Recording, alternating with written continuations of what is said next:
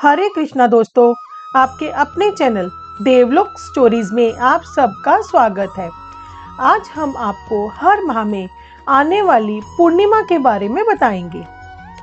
हिंदू धर्म में पूर्णिमा का लोगों के जीवन में बहुत ही महत्वपूर्ण स्थान है। जैसा कि आप सब जानते हैं कि पूर्णिमा का सिर्फ आध्यात्मिक नहीं बल्कि वैज्ञानिक महत्व भी बहुत है। चंद्रमा भावनाओं, मन, शांति, हमारी आध्यात्मिक सोच आदि का प्रतिनिधित्व करता है। पूर्णिमा के दिन चंद्रमा पूरा निकलता है और उसका शुभ परिणाम होता है। ज्योतिष शास्त्र में पूर्णिमा को अधिकतम बल पक्ष कहा गया है, जो इसे एक शुभ ग्रह बनाता है। इस दिन लोग व्रत भी रखते हैं। जो भी लोग पूर्णिमा का व्रत रखते हैं उसे विधि विधान के साथ भगवान सत्यनारायण का पूजन अवश्य करना चाहिए।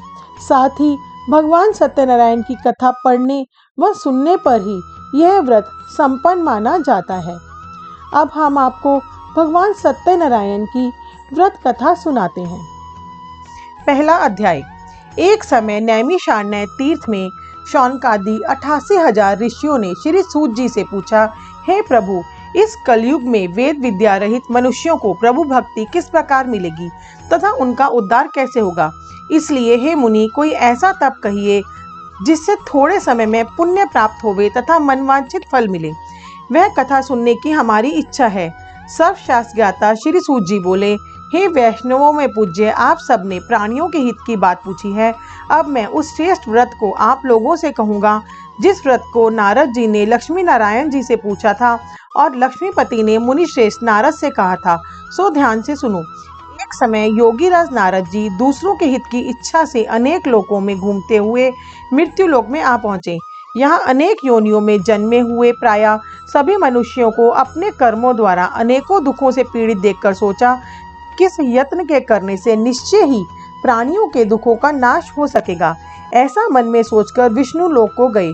वहाँ श्वेत वन और 4 भुजाओं वाले देवों के ईश नारायण को देखकर, जिनके हाथों में शंख, चक्र, गदा और पद्म थे तथा वरमाला पहने हुए थे, स्तुति करने लगे। हे भगवान, आप अत्यंत शक्ति से संपन्न हैं। मन तथा वाणी भी आपको नहीं पा सकती। आपका आदि मध्य अंत नहीं है। निर्गुण स्वरूप सृष्टि के आदि भूत व भक्तों के दुखों को नष्ट करने वाले हो। आपको नमस्कार है। नारद जी से इस प्रकार की स्तुति सुनकर विष्णु भगवान बोले, हे मुनि श्रेष्ठ, आपके मन में क्या है? आपका किस काम के लिए आगमन हुआ है? निसंकोच कहो। तब नारद मुनि बोले, मृत्यु लोक में सब मनुष्य जो अनेक योनियों में पैदा हुए हैं, अपने अपने कर्मों द्वारा अनेक प्रकार के दुखों से दुखी हो रहे हैं। हे नाथ, मुझ पर दया रखते हो तो बतलाइए, उन मनुष्य के सब दुख थोड़े से प्रतन से कैसे दूर हो सकते हैं? श्री भगवान बोले, हे नारद, मनुष्यों की भलाई के लिए तुमने बहुत अच्छी बात पूछी है। जिस काम के करने से मनुष्य मोह से छूट जाता है वह मैं कहता हूँ। सुनो, बहुत पुण्य देने वाला स्वर्ग तथा मृत्यु लोक दोनों में दुर्लभ एक उत्तम व्रत है। आज मैं प्रेमवश होकर तुमसे कहता हूँ, सत्यनारायण का यह व्रत अच्छी तरह विधि पूर्वक करके मनुष्य आयु पर्यंत तथा सुख भोग कर मरने पर मोक्ष को प्राप्त होता है। श्री भगवान के वचन सुनकर नारद मुनि बोले कि इस व्रत का क्या फल है, क्या विधान है, किसने यह व्रत किया और किस दिन यह व्रत करना चाहिए? विस्तार से कहिए। भगवान बोले, दुख शोक आदि को दूर करने वाला, धन्य धान्य को बढ़ाने वाला, सौभाग्य तथा संतान को देने वाला यह व्रत सब स्थानों पर विजयी कर भक्ति और श्रद्धा के साथ किसी भी दिन मनुष्य श्री सत्यनारायण की प्रातः काल के समय ब्राह्मणों और बंधुओं के साथ धर्म पारायण होकर पूजा करे। भक्ति भाव से नैवेद्य, केले का फल, घी, दूध और गेहूं का चूर्ण समाया लेवे। गेहूं के अभाव में साठी का चूर्ण, शक्कर तथा गुड़ ले और सब भक्षण योग्य पदार्थ जमा करा के भगवान को अर्पण कर देवे तथा बंधुओं सहित ब्राह्मणों को भोजन करावे पश्चात स्वयं भोजन करें। नृत्य गीत आदि का आचरण कर सत्यनारायण भगवान का स्मरण करते हुए समय व्यतीत करें। इस तरह व्रत करने पर मनुष्यों की इच्छा निश्चय ही पूरी होती है। विशेषकर कलिकाल में भूमि पर यही मोक्ष का सरल उपाय है। दूसरा अध्याय। सूत जी बोले, हे ऋषियों, जिसने पहले समय में इस व्रत को किया है उसका इतिहास कहता हूँ, ध्यान से सुनो। सुंदर काशीपुरी नगरी में एक अत्यंत निर्धन ब्राह्मण रहता था। वह भूख और प्यास से बेचैन हुआ नृत्य पृथ्वी पर घूमता था। ब्राह्मणों से प्रेम करने वाले भगवान ने ब्राह्मण को दुखी देखकर बूढ़े ब्राह्मण का रूप धर उसके पास जा आदर के साथ पूछा, हे विप्र, नृत्य दुखी हुआ पृथ्वी पर क्यों घूमता है? हे श्रेष्ठ ब्राह्मण, यह सब मुझसे कहो, मैं सुनना चाहता हूँ। ब्राह्मण बोला, मैं निर्धन ब्राह्मण हूँ, भिक्षा के लिए पृथ्वी पर फिरता हूँ। हे भगवान, यदि आप इसका उपाय जानते हो तो कृपा कर कहो। वृद्ध ब्राह्मण बोला कि सत्यनारायण भगवान मन वांछित फल देने वाले हैं, इसीलिए हे ब्राह्मण, तू उनका पूजन कर, जिसके करने से मनुष्य सब दुखों से मुक्त होता है। ब्राह्मण को व्रत का सारा विधान बतलाकर बूढ़े ब्राह्मण का रूप धारण करने वाले सत्यनारायण भगवान अंतर्ध्यान हो गए। जिस व्रत को वृद्ध ब्राह्मण ने बतलाया है, मैं उसको करूंगा, यह निश्चय कर उसे रात में नींद नहीं आई। वह सवेरे उठ सत्यनारायण भगवान के व्रत का निश्चय कर भिक्षा के लिए चला। उसको भिक्षा में बहुत धन मिला। उसने बंधु बांधवों सहित अपने सत्यनारायण भगवान का व्रत किया। इसके करने से वह ब्राह्मण सब दुखों से छूटकर अनेक प्रकार की संपत्तियों से युक्त हुआ। उस समय से वह ब्राह्मण हर मास व्रत करने लगा। इस तरह सत्यनारायण भगवान के व्रत को जो करेगा वह मनुष्य सब दुखों से छूट जाएगा। इस तरह नारद जी से नारायण का कहा हुआ यह व्रत मैंने तुमसे कहा। हे विप्रो, मैं अब और क्या कहूँ? ऋषि बोले, हे मुनीश्वर, संसार में इस ब्राह्मण से सुनकर किस किस ने इस व्रत को किया, यह हम सब सुनना चाहते हैं। इसके लिए हमारे मन में श्रद्धा है। सूत जी बोले, हे मुनियों, जिस जिसने इस व्रत को किया है वह सब सुनो। एक समय एक ब्राह्मण धन और ऐश्वर्य के अनुसार बंधु बांधवों के साथ व्रत करने के लिए तैयार हुआ। उसी समय एक लकड़ी बेचने वाला बूढ़ा आदमी आया और बाहर लकड़ियों को रखकर ब्राह्मण के मकान में गया। प्यास से दुखी लकड़हारा उनको व्रत करते देखकर ब्राह्मण को नमस्कार कर कहने लगा कि यह आप क्या कर रहे हैं? इसके करने से क्या फल मिलता है? कृपा करके मुझसे कहो। ब्राह्मण ने कहा, सब मनोकामनाओं को पूरा करने वाला यह सत्यनारायण का व्रत है। इसके कृपा से मेरे यहाँ धन धान्य आदि की वृद्धि हुई है। ब्राह्मण से इस व्रत के बारे में जानकर लक्कड़हारा बहुत प्रसन्न हुआ। चरणामृत ले और प्रसाद खाने के बाद अपने घर को गया। लक्कड़हारे ने अपने मन में इस प्रकार संकल्प किया कि आज नगर में लकड़ी बेचने से जो धन मिलेगा उसी से सत्यनारायण देव का उत्तम व्रत करूंगा। यह मन में विचार कर वह बूढ़ा आदमी लकड़ियां अपने सर पर रखकर जिस नगर में धनवान लोग रहते थे वह ऐसे सुंदर नगर में गया। उस रोज वहां पर उसे उन लकड़ियों का दाम पहले दिनों से चौगुना मिला। तब वह बूढ़ा लक्कड़हारा दाम ले और अति प्रसन्न होकर पक्के केले की पुली, शक्कर, घी, दूध, दही और गेहूं का आटा इत्यादि सत्यनारायण भगवान के व्रत की कुल सामग्रियों को लेकर अपने घर गया। फिर उसने अपने भाइयों को बुलाकर विधि के साथ भगवान जी का पूजन और व्रत किया। उस व्रत के प्रभाव से वह बूढ़ा लक्कड़हारा धन, पुत्र आदि से युक्त हुआ और संसार में समस्त सुख भोग और वैकुंठ को चला गया। तीसरा अध्याय। सूत जी बोले, हे श्रेष्ठ मुनियों, अब आगे की कथा कहता हूँ, सुनो। पहले समय में उल्कामुख नाम का एक बुद्धिमान राजा था। वह सत्यवक्ता और जितेंद्रिय था। प्रतिदिन देव स्थानों पर जाता तथा गरीबों को धन देकर उनके कष्ट दूर करता था। उसकी पत्नी कमल के समान मुख वाली सदी साध्वी थी। भद्रशिला नदी के तट पर उन दोनों ने श्री सत्यनारायण का व्रत किया। उस समय वहां पर एक साधु वैश्य आया। उसके पास व्यापार के लिए बहुत सा धन था। वह नाव को किनारे पर ठहराकर राजा के पास आ गया और राजा को व्रत करते देखकर विनय के साथ पूछने लगा, हे राजन, भक्ति युक्त चित्त से यह आप क्या कर रहे हैं? मेरी सुनने की इच्छा है, सो आप यह मुझे बताइए। राजा बोला, हे साधु, अपने बांधवों के साथ पुत्र आदि की प्राप्ति के लिए यह महाशक्तिवान सत्यनारायण भगवान का व्रत व पूजन किया जा रहा है। राजा के वचन सुनकर साधु आदर से बोला, हे राजन, मुझसे इसका सब विधान कहो। मैं भी आपके कथा अनुसार इस व्रत को करूंगा। मेरे भी कोई संतान नहीं है और इससे निश्चय ही होगी। राजा से सब विधान सुन व्यापार से निर्वित हो वह आनंद के साथ घर गया। साधु ने अपनी स्त्री से संतान देने वाले उस व्रत का समाचार सुनाया और कहा कि जब मेरे संतान होगी तब मैं इस व्रत को करूंगा। साधु ने ऐसे वचन अपनी स्त्री लीलावती से कहे। एक दिन उसकी स्त्री लीलावती पति के साथ आनंदित हो सांसारिक धर्म में प्रवृत्त होकर सत्यनारायण भगवान की कृपा से गर्भवती हो गई तथा 10वें महीने में उसने एक सुंदर कन्या का जन्म हुआ।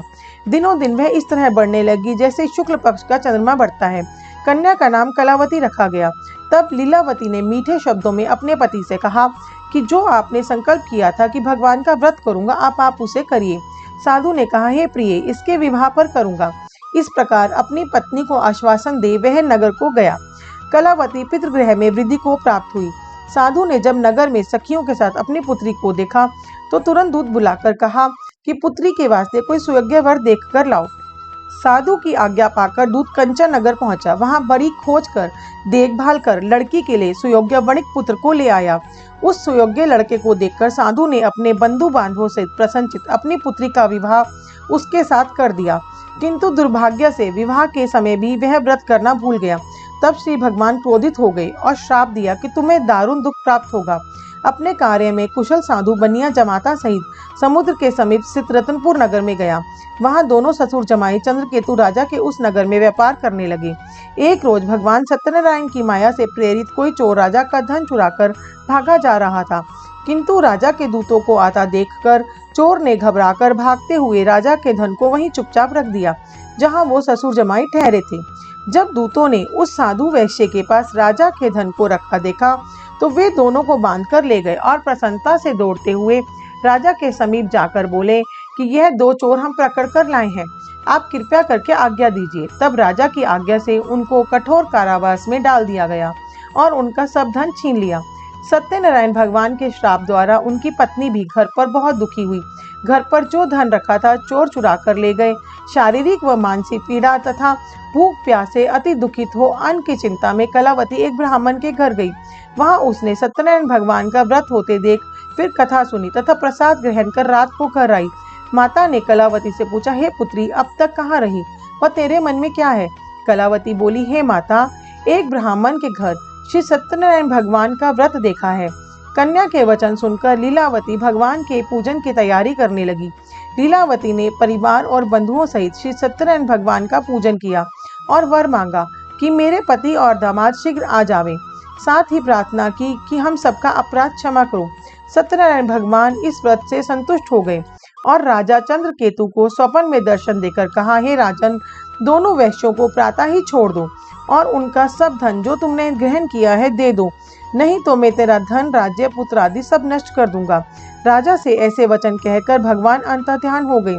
प्रातः कल राजा चंद्रकेतु ने सभा में अपना स्वप्न सुनाया। फिर दोनों वणिक पुत्रों को कैद से मुक्त कर सभा में बुलाया। दोनों ने आते ही राजा को नमस्कार किया। राजा मीठे वचनों से बोला, हे महानुभावों, भावी वश ऐसा कठिन दुख प्राप्त हुआ है, अब तुम्हें कोई भय नहीं है। ऐसा कहकर राजा ने उनको नए नए वस्त्राभूषण पहनाए तथा उनका जितना धन लिया था उससे दोगुना धन देकर आदर सहित उनको विदा किया। दोनों वैश्य अपने घर को चल दिए। चौथा अध्याय। सूत जी बोले, वैश्य ने मंगलाचार करके यात्रा आरंभ की और अपने नगर को चला। उनके थोड़ी दूर निकलने पर दंडी वेशधारी सत्यनारायण ने उनसे पूछा, हे साधु, तेरी नाव में क्या है? अभिमानी वणिक हंसता हुआ बोला, हे दंडी, आप क्यों पूछते हैं? क्या धन लेने की इच्छा है? मेरी नाव में तो बेल और पत्ते भरे हैं। वैश्य का कठोर वचन सुनकर भगवान ने कहा, तुम्हारा वचन सत्य हो। दंडी ऐसा कहकर वहां से दूर चले गए और कुछ दूर जाकर समुद्र के किनारे बैठ गए। दंडी के जाने पर वैश्य ने नित्य क्रिया करके नाव को ऊंची उठी देख अचंभा किया और नाव में बेल पत्ते आदि देखकर मूर्छित हो जमीन पर गिर पड़ा। फिर मूर्छा खुलने पर अत्यंत शोक प्रकट करने लगा। तब उसका दामाद बोला कि आप शोक न करें, यह दंडी का श्राप है, अतः उनकी शरण में चलना चाहिए, तभी हमारी मनोकामना पूरी होगी। दामाद के वचन सुनकर साधु वणिक दंडी के पास पहुंचा और अत्यंत भक्ति भाव से नमस्कार करके बोला, हे भगवान, आपकी माया से मोहित भ्रम आदि भी आपके रूप को नहीं जानते, तब मैं अज्ञानी कैसे जान सकता हूँ? आप प्रसन्न होइए, मैं सामर्थ्य अनुसार आपकी पूजा करूंगा। मेरी रक्षा करो और पहले के समान नौका में धन भर दो। उसके भक्ति युक्त वचन सुनकर भगवान प्रसन्न हो उसकी इच्छा अनुसार वर देकर अंतर्ध्यान हो गए। तब उन्होंने नाव पर आकर देखा कि नाव धन से परिपूर्ण है। फिर वह भगवान सत्यनारायण का पूजन कर साथियों सहित अपने नगर को चला। जब अपने नगर के निकट पहुंचा तब दूत को घर भेजा। दूत ने साधु के घर जा उसकी स्त्री को नमस्कार कर कहा कि साधु अपने दामाद सहित इस नगर के समीप आ गए हैं। ऐसे वचन सुन साधु की स्त्री ने बड़े हर्ष के साथ सत्यदेव का पूजन कर पुत्री से कहा, मैं अपने पति के दर्शन को जाती हूँ, तू कार्य पूर्ण कर शीघ्र आना। माता के ऐसे वचन सुनकर कलावती प्रसाद छोड़कर पति के पास आ गई प्रसाद की अवज्ञा के कारण सत्यदेव ने उसके पति को नाव सहित पानी में डुबो दिया। कलावती अपने पति को न देखकर रोती हुई जमीन पर गिर गई। इस तरह नौका को डूबा हुआ तथा कन्या को रोता हुआ देख साधु दुखित हो बोला, हे प्रभु, मुझसे या मेरे परिवार से जो भूल हुई है उसे क्षमा करो। उसके दीन वचन सुनकर सत्यदेव प्रसन्न हो गए और आकाशवाणी हुई, साधु, तेरी कन्या मेरे प्रसाद को छोड़कर आई है, इसीलिए इसका पति अदृश्य हुआ है। यदि वह घर जाकर प्रसाद खाकर लौटे तो इसे पति अवश्य मिलेगा। ऐसी आकाशवाणी सुनकर कलावती ने घर पहुंचकर प्रसाद खाया, फिर आकर पति के दर्शन किए। तत्पश्चात साधु ने बंधु बांधवों सहित सत्यदेव का विधि पूर्वक पूजन किया। उस दिन से वह प्रत्येक पूर्णिमा को सत्यनारायण भगवान का पूजन एवं कथा करने लगा। फिर इस लोक का सुख भोगकर अंत में स्वर्गलोक को गया। 5वां अध्याय। सूत जी बोले, हे ऋषियों, मैं और भी कथा कहता हूँ, सुनो। प्रजा पालन में लीन तुंगध्वज नाम का एक राजा था। उसने भी भगवान का प्रसाद त्याग कर बहुत दुख पाया। एक समय वन में जाकर वन्य पशुओं को मारकर बड़ के नीचे आया। वहां उसने ग्वालों को भक्ति भाव से बांधुओं सहित सत्यनारायण जी का पूजन करते देखा। राजा देखकर भी अभिमानवश वहां नहीं गया, ना ही नमस्कार किया। जब ग्वालों ने भगवान का प्रसाद उसके सामने रखा तो वह प्रसाद को त्याग कर अपनी सुंदर नगरी को चला। वहीं उसने अपना सब कुछ नष्ट पाया तो वह जान गया कि यह सब भगवान ने किया है। तब वह विश्वास कर ग्वालों के समीप गया और विधि पूर्वक पूजन कर प्रसाद खाया तो सत्यदेव की कृपा से पहले जैसा था वैसा ही हो गया। फिर दीर्घ काल कर सुख भोग कर मरने पर स्वर्गलोक को गया। जो मनुष्य इस परम दुर्लभ व्रत को करेगा, भगवान की कृपा से उसे धन धान्य की प्राप्ति होती है तथा सब मनोरथ पूर्ण होकर अंत में वैकुंठ धाम को जाता है। जिन्होंने पहले इस व्रत को किया, अब उनके दूसरे जन्म की कथा सो कहता हूँ। व्रतछदानंद ब्राह्मण ने सुदामा का जन्म लेकर मोक्ष को पाया। उल्का मुख नाम का राजा दशरथ होकर वैकुंठ को प्राप्त हुआ। साधु नाम के वैश्य ने म्योर ध्वज बनकर अपने पुत्र को आरे से चीरकर मोक्ष को प्राप्त किया।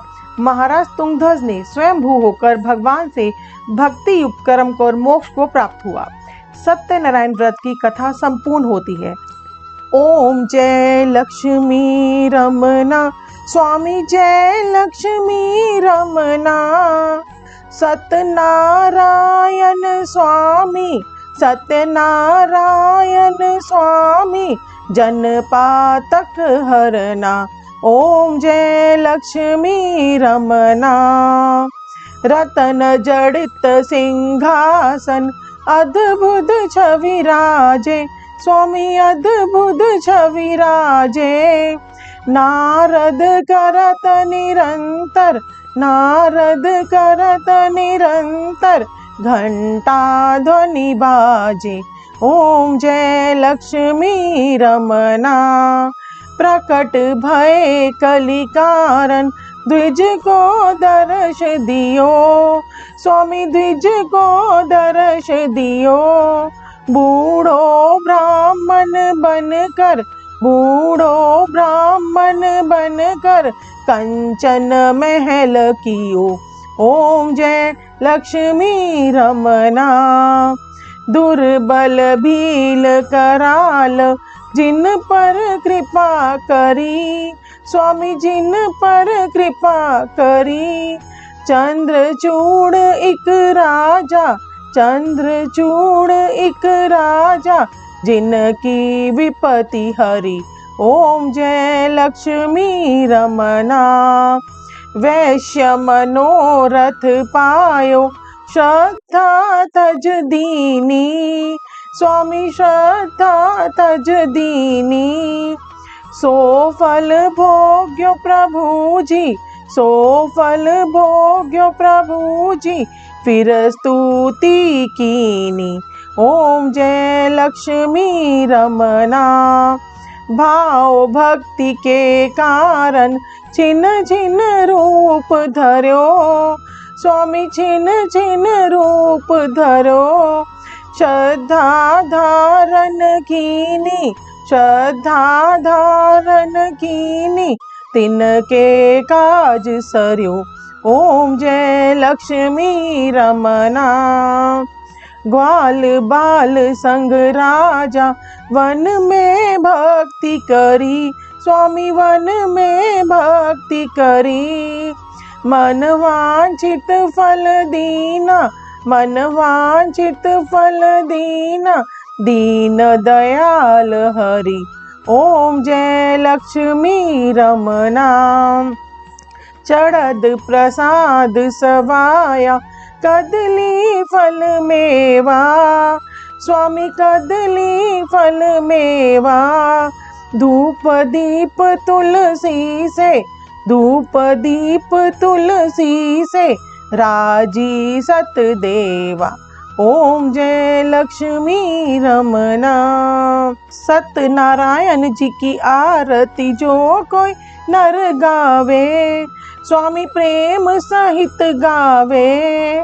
कहत शिवानंद स्वामी, कहत हरि हर स्वामी, मनवांछित फल पावे। ओम जय लक्ष्मी रमना, ओम जय लक्ष्मी रमना, स्वामी जय लक्ष्मी रमना। सत्यनारायण स्वामी, सत्यनारायण स्वामी, जन पातक हरना। ओम जय लक्ष्मी रमना। दोस्तों, आपको ये वीडियो कैसी लगी हमें कमेंट करके ज़रूर बताएं, क्योंकि कमेंट ही एकमात्र साधन है जिससे हम जान सकते हैं कि आपको हमारी कहानियाँ, कथाएं और सभी वीडियोस कैसी लग रही हैं। आप लोगों की कोई सजेशन हो तो वो भी आप कमेंट करके बता सकते हैं। ऐसी ही प्यारी प्यारी कहानियाँ और कथाओं को सुनने के लिए हमारे चैनल को सब्सक्राइब कीजिए, बेल आइकन प्रेस करना ना भूलें, जिससे जैसे ही हम कोई नई वीडियो अपलोड करते हैं तुरंत ही आपको नोटिफिकेशन मिल जाए। हमें इतना प्यार और सहयोग देने के लिए आप सबका बहुत बहुत धन्यवाद।